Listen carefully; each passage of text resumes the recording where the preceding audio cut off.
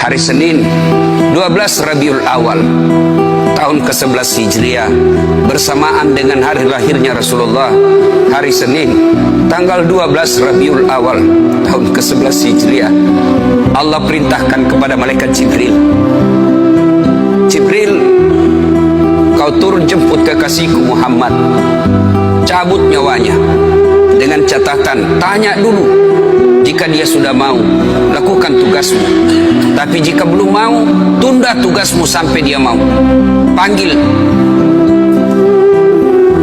3 malaikat menyertaimu, Mikail, Israel, Israfil. Turunlah malaikat. Di langit ke-7 mereka masih berempat, langit ke-6 mereka masih berempat. Sampai di langit pertama malaikat Jibril berkata, wahai malaikat pencabut nyawa, kau sajalah yang turun ke dunia. Saya tidak tega menemanimu dan melihat engkau mencabut rohnya Muhammad sallallahu alaihi wasallam. Lalu malaikat pencabut nyawa berkata, Jibril, kenapa kau tidak turun menyertai kami? Bukankah selama ini engkau yang menyertai Rasulullah?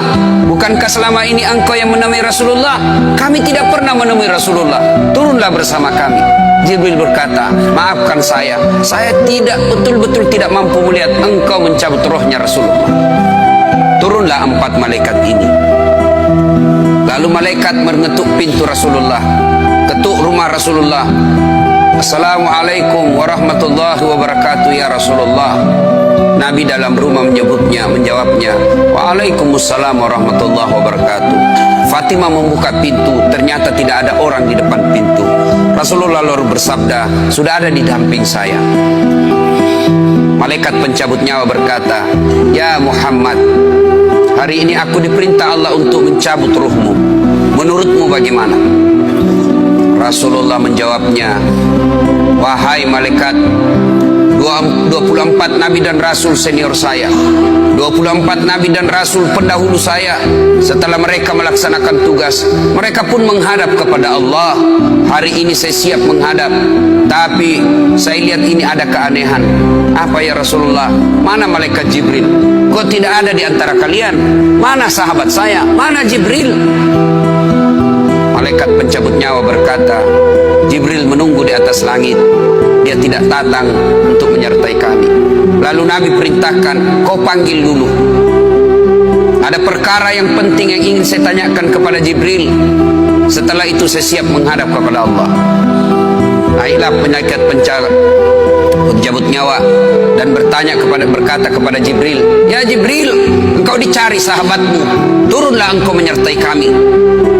Turun malaikat Jibril. Lalu ketemu dengan Nabi. Nabi bertanya kepada Jibril, ya Jibril, kalau hari ini aku harus menghadap kepada Allah, tolong berikan saya berita gembira. Tolong perdengarkan saya kalimat yang nikmat di telinga saya. Lalu Jibril bersabda, ya Muhammad, saya dapat berita gembira dari Allah. Seluruh malaikat yang pernah Allah ciptakan antri untuk menyambut rohmu ya Muhammad. Apalagi ya Jibril, ya Muhammad, seluruh nabi 24 haram masuk surga sebelum engkau lebih dulu.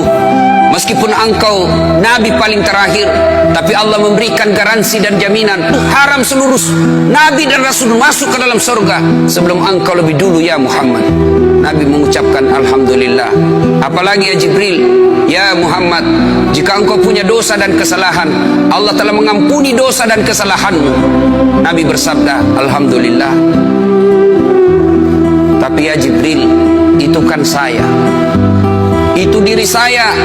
Ya Jibril, saya tidak cemas soal diri saya tidak ragu soal diri saya. Yang saya cemaskan umatku ya Jibril. Bagaimana umatku sepeninggal aku kelak? Subhanallah, Nabi tidak mencemaskan anaknya, Nabi tidak mencemaskan istri beliau, Nabi tidak mencemaskan keluarga beliau. Yang beliau cemaskan umatku ya Jibril. Jibril lalu berkata, baiklah kalau begitu ya Muhammad, nantikan saya. Jibril lalu menghadap kepada Allah. Selang beberapa saat muncul kembali dan berkata, ya Muhammad, aku telah mendapat berita gembira dari Allah. Meskipun engkau sudah tidak di tengah-tengah mereka, Meskipun engkau sudah tidak berada di tengah umatmu, selama umatmu berpegang kepada Quran dan Sunnah, mereka akan selamat dunia sampai di akhirat. Mendengar ini Rasulullah lalu tersenyum dan berkata, Alhamdulillah, segala puji bagi Allah. Malaikat pencabut nyawa, silahkan laksanakan tugasmu. Jibril mundur, majulah malaikat pencabut nyawa melaksanakan tugas dan berkata, kalau bahasa kita, ya Muhammad, maafkan saya tidak mampu melakukan ini, tapi ini perintah dari Allah. Lalu Nabi bersabda, laksanakan tugasmu, saya pun siap melakukannya. Mundur malaikat Jibril, majulah malaikat pencabut nyawa melaksanakan tugasnya. Keluar rohnya Rasulullah, perlahan-perlahan meninggalkan telapak kaki Rasulullah. Telapak kaki Rasulullah menggigil naik ke atas betis Rasulullah, naik ke paha Rasulullah, sampai ke perut. Bercucuran keringat Rasulullah, keluar keringat Rasulullah di wajah Rasulullah. Malaikat Jibril lalu berpaling. Nabi lalu bersabda, wahai malaikat Jibril, kenapa engkau palingkan mukamu? Apakah engkau jijik melihatku? Apakah kau jijik melihat wajah saya? Jibril bersabda, ya Muhammad, ketahuilah demi Allah yang menguasai segala-galanya, tidak aku jijik melihat mukamu ya Muhammad. Aku tidak tega melihat engkau menghadapi sakaratil maut.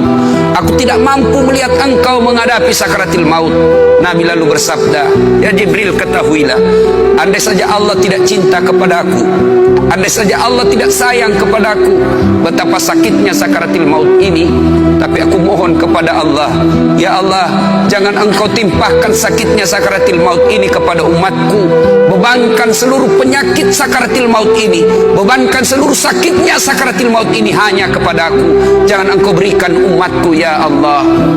Begitulah cintanya Rasulullah kepada kita.